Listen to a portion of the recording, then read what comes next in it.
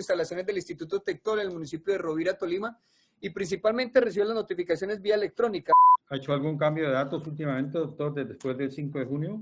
Ninguno, su señoría. Se hace constar que para esta diligencia también fueron citados en las mismas condiciones del doctor Daniel, el disciplinado y el señor procurador, sin que se hayan conectado a la diligencia. Estando presente el defensor del disciplinado, como lo dispone el parágrafo del artículo 104 de la ley 63 de 2007, se da curso a la diligencia. Entonces, no habiendo más pruebas por practicar, y después de las pruebas que llegaron, y tal como se le ha anunciado al doctor en la anterior audiencia, solo quedan los alegatos de conclusión, y así se hizo saber en el auto de traslado de las últimas pruebas. El despacho, conforme al artículo 106 de la ley 63 de 2007, concede la palabra al doctor para que se vierta sus alegatos de conclusión en forma breve, sin prolongaciones indebidas, en un breve lapso, y pues concatenando con el inciso séptimo del artículo 105 en un máximo de 20 minutos. Doctor Daniel, proceda a advertir sus alegaciones de conclusión. Muchas gracias, su señoría. En mi calidad de defensa técnica del doctor Mauricio, pongo en evidencia que al final de este proceso disciplinario ha quedado en evidencia que la señora juez segundo contencioso administrativo de Florencia está errada en su sentencia del 16 de diciembre del 2021, al haber considerado que estaban prescritas las acreencias laborales del actor, del señor Alonso Martínez Vargas, en tanto como lo dice la misma doctora Ana María Lozada Vázquez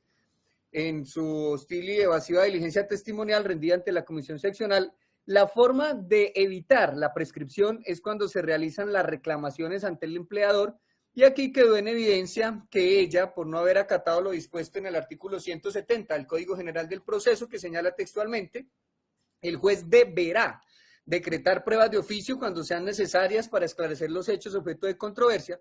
pues prefirió desatender esa obligación y decidió incumplir el deber del numeral 4 del artículo 42 de la misma codificación, es decir, de la ley 1564 del 2012, para simplemente decir en una sentencia que había prescripción por no haber reclamado.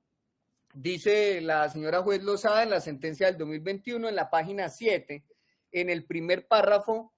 que no se interrumpió la prescripción por ningún tiempo. Esa frase la menciono entrecomillada. No se interrumpió la prescripción por ningún tiempo. Y dice en líneas siguientes, abro comillas, el libelista presentó la petición solo hasta el 10 de mayo del 2019, lo que quiere decir que todas las acreencias laborales anteriores al 10 de mayo del 2016 se encuentran prescritas, cierro comillas. Justamente eso es lo que generó la apertura de este proceso disciplinario, y por eso es que hago mención a esa situación de ese contenido de la sentencia, pero pues nada más alejado de la realidad que esa afirmación de la sentencia, porque quedó demostrado en esta audiencia disciplinaria que no había sino que leer la prueba documental aportada por la gobernación como parte demandada para sin mayor dificultad percibir que la reclamación que la señora jueza Ana María echa de menos para negar las pretensiones de la demanda es una reclamación que siempre estuvo vigente, como se demuestra con el oficio dirigido a la doctora Eda Patricia Izquierdo López en su calidad de subdirectora de monitoreo y control del Ministerio de Educación del 5 de septiembre del 2018. De allí que no se podía decir en una sentencia que no se interrumpió la prescripción y que la reclamación se dio solo en el año 2019 y que prescribió todo el 2016 para atrás, porque sí existió la reclamación. Y ello se deduce del polémico oficio del 2018 al que he hecho mención, y que en su numeral primero relaciona que existió una serie de primas del servicio del personal administrativo, de una serie de reportes de deuda que datan de al menos el 19 de mayo del 2014 y que se fueron ratificando constantemente al punto que hasta existieron mesas de trabajo con el Ministerio de Educación con esa finalidad. El problema es que existiendo esa prueba documental, la señora juez contenciosa debió exigir que se emitiera completa para con ello poder realizar una correcta valoración, en vez de haberse avalado su entrega sin anexos. Vemos en esa respuesta de la que se corrió traslado como última de las pruebas practicadas en este asunto disciplinario, que el archivo está compuesto por 316 hojas, a las que Si al caso le restamos 2, que son las del oficio remisorio, que está asignando Jason Mark Daza Peralta como subdirector técnico, pero que en todo caso son más de 300 folios los que conforman ese anexo y que demostrarían que efectivamente la respuesta de la gobernación en su momento en el contencioso pues estaba incompleto y eso impidió una correcta valoración. Aquí pues lamentablemente tuvo que ser el señor magistrado disciplinario el que se pusiera a recaudar lo que el despacho contencioso debió exigir y nos estaríamos evitando este desgaste con un proceso disciplinario. Ello es producto de que existe un deber de control de legalidad de la actuación que le imponía al juzgado contencioso el numeral 12 y que en uso de sus poderes para hacer efectiva la igualdad de las partes en el proceso conforme el numeral segundo, todo esto en armonía con el deber de dirigir el proceso establecido en el numeral primero del artículo 42 del Código General del Proceso. Es decir, que esa petición de que se diera una prueba documental completa no era un favor, era el cumplimiento de la normatividad que citaba. Lo que se espera, señor magistrado disciplinario, por parte de la justicia contenciosa administrativa es que quienes acudan a ella hagan lo que hizo justamente usted, señor magistrado, y es el partir de una teoría que puede ser válidamente la prescripción, pero luego de ello esa teoría debe ser sometida a una comprobación, y fue justamente lo que usted hizo al someter a interrogatorio a los señores Álvaro Pacheco Álvarez, Ferner de los Ríos, Aminta Cedeño Espina, quienes bajo la gravedad de juramento expusieron a unísono que efectivamente sí existían una serie de reclamaciones por parte de los actores y que justamente por esos reclamos de pagos es que se vivían pidiéndole al Ministerio de Educación un apoyo financiero para pagar esas excreencias de tipo laboral, lo que entonces descarta que se pueda decir que hay prescripción porque ahí está palpable que sí existieron las reclamaciones, como se ha dicho, y las reclamaciones son nada más y nada menos lo que evitan la prescripción. Conforma a mi tesis defensiva el hecho de que con el oficio signado por Walter Epifanio Asprilla Cáceres como jefe de la oficina de la asesora jurídica del Ministerio de Educación del 15 de mayo del 2024, que se le remitió a la doctora Blanca Fajardo Rojas como secretaria de la comisión, allí está la copia del documento que en el año 2019 pues es el que está invocando el abogado Mauricio, que alegó en la demanda y que no es otra cosa que la demostración de que sí existían en ese 2009 una reclamación activa de acreencias laborales, entre ellas las que se refieren a primas de servicio administrativo. En todo caso, en gracia de discusión, y como quiera que la persona que está siendo juzgada no es la señora juez contenciosa, que no hizo la verificación que le correspondía abandonando el principio de justicia material, y como quiera que tampoco estamos frente a un recurso de apelación de la sentencia que no está en firme, sino que el procesado aquí es el abogado Mauricio, a quien se le acusa de haber incurrido en la falta disciplinaria denominada promover o fomentar litigios innecesarios, inocuos o fraudulentos, pues se demostró que no existe un ánimo de incumplir la normatividad, ni mucho menos un ánimo de generar un desgaste en la administración de justicia, sin importar que el fallo fue adverso a sus intereses en primera instancia. Decisión que se insiste no ha sido confirmada por el tribunal, es decir, que el fallo que dio origen a este proceso disciplinario no está cobijado por lo que se llama presunción de doble acierto y legalidad. Aun cuando así ocurriera y eventualmente fuera confirmada la supuesta prescripción, ello de ninguna manera significa que deba castigarse al profesional del derecho que promovió el inicio de la acción administrativa como lo pretende el cargo formulado. Pues no solo sería, lo digo entre comillas, satanizar, usando la hipérbole, la iniciativa de los litigantes generando que les esté prácticamente prohibido perder un caso, sino que además de tenerse en cuenta que la labor del abogado Mauricio es consecuencia de que como mínimo existió una inducción a error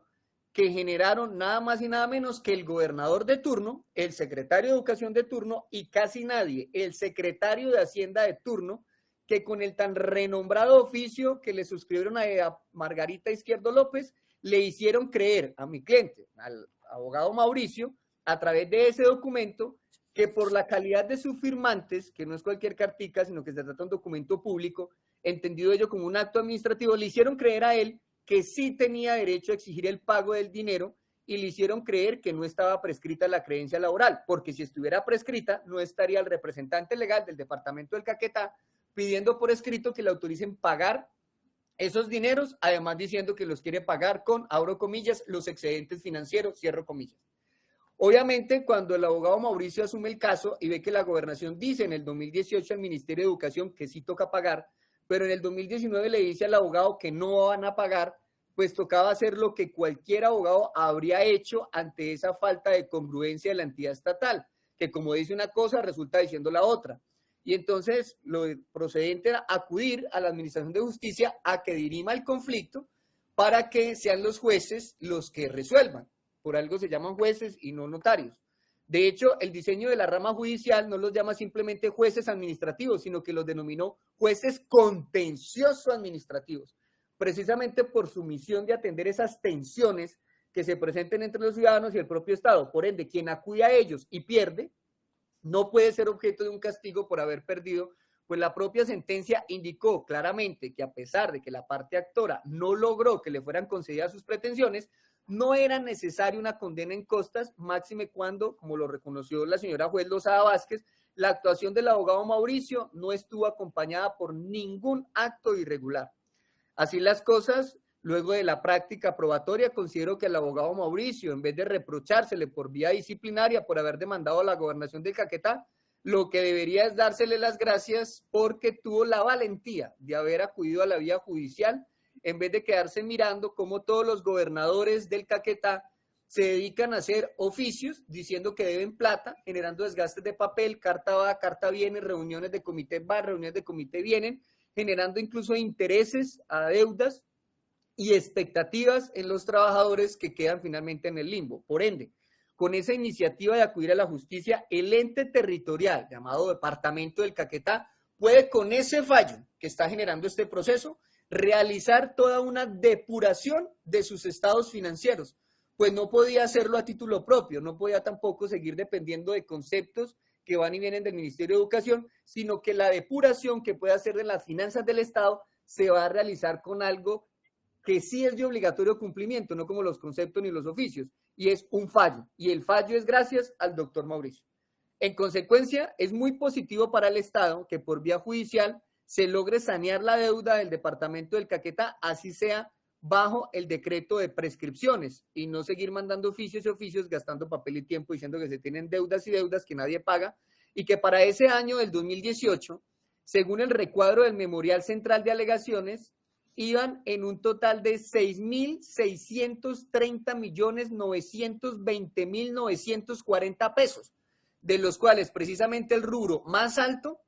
es el de la polémica prima de servicios del 97 al 2006 que reclamaba el doctor Mauricio frente al personal administrativo, que para el año 2018 era de 2.887.385.000 pesos, con un total de 591 beneficiarios, entre los cuales está obviamente el señor Alfonso Martínez Vargas. Gracias al fallo que logró el doctor Mauricio, independientemente de que se trate de un fallo que le fue adverso a sus intereses, el departamento del Caquetá va a poder hacer una depuración de todos aquellos que estén en la misma situación de Martínez Vargas. Eso en caso de que sea ratificada la sentencia por parte del Tribunal Administrativo. En ese orden de ideas, señor magistrado, le solicito respetuosamente proyectar y someter a sala un fallo de carácter absolutorio, máxime cuando la Honorable Comisión Nacional de Disciplina Judicial, en la sentencia más reciente relacionada con este tipo de conductas, exactamente el radicado 73001, 110, 2000, 2018, 00103, 02,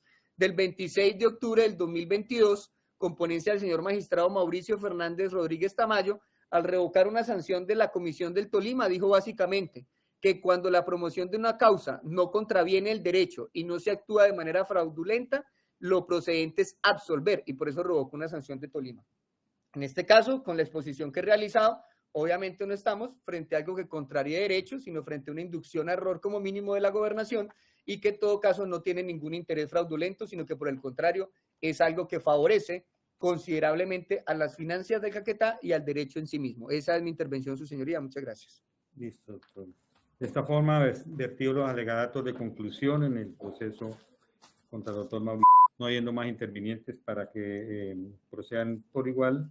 y no siendo otro objeto de la presente diligencia, siendo las 5:26 de la tarde de hoy, miércoles 19 de junio del año 2024, se termina la audiencia de juzgamiento y se ordena que por secretaría pase el expediente en forma completa al despacho para elaborar el proyecto de decisión que será discutido en sala dual y notificado a los intervinientes. Doctor Dani Giovanni, buenas tardes, que esté bien. Igualmente, feliz tarde para usted y todos los colaboradores de su despacho. Señoría, Dios lo bendiga. Hasta luego. Hasta luego.